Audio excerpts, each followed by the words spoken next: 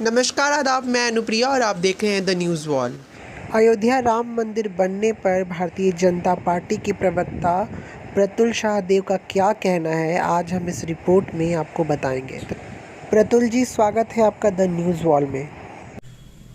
देखिए, हम तो यही मानते हैं कि मर्यादा पुरुषोत्तम भगवान श्री राम जो हैं, उनकी लीला अपरंपार है। हम प्रभु को प्रणाम करते हैं।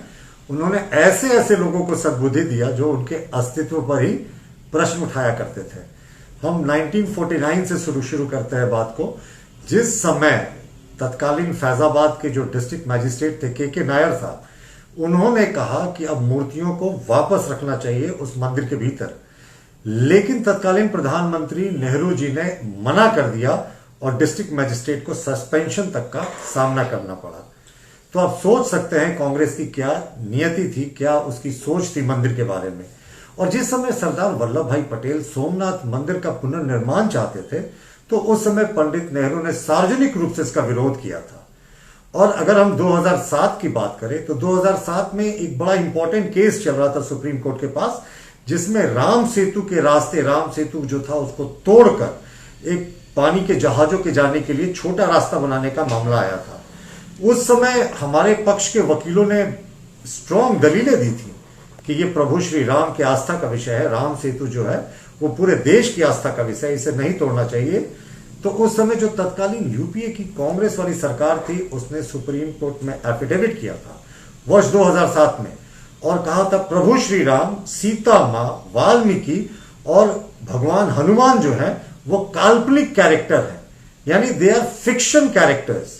और जो रामायण है वो एक काल्पनिक ग्रंथ है। उन्होंने तो यह भी कहा कि ये सिर्फ कहानियां हैं और रावण और राम जी का युद्ध हुआ ही नहीं कभी। तो भगवान श्री राम के अस्तित्व को नकारने वाले लोग आज अगर दीपक जला रहे हैं तो ये प्रभु श्री राम की ही माया है। और दूसरा एक महत्वपूर्ण बात है, 2018 में जब सुप्रीम कोर्ट में यह मैटर गया था, तो सरकार की ओर से केंद्रीय कानून मंत्री रविशंकर प्रसाद ने इंटरवेन करते हुए कहा था कि इसकी डे टू डे सुनवाई होनी चाहिए। तब कपिल सिब्बल ने, जो उस समय कांग्रेस के वरिष्ठ नेता थे, विरोध करते हुए कहा था कि इसका जून जुलाई 2019 के बाद ही सुनवाई होना चाहिए, चूंकि लोकसभा चुनाव आने वाला है।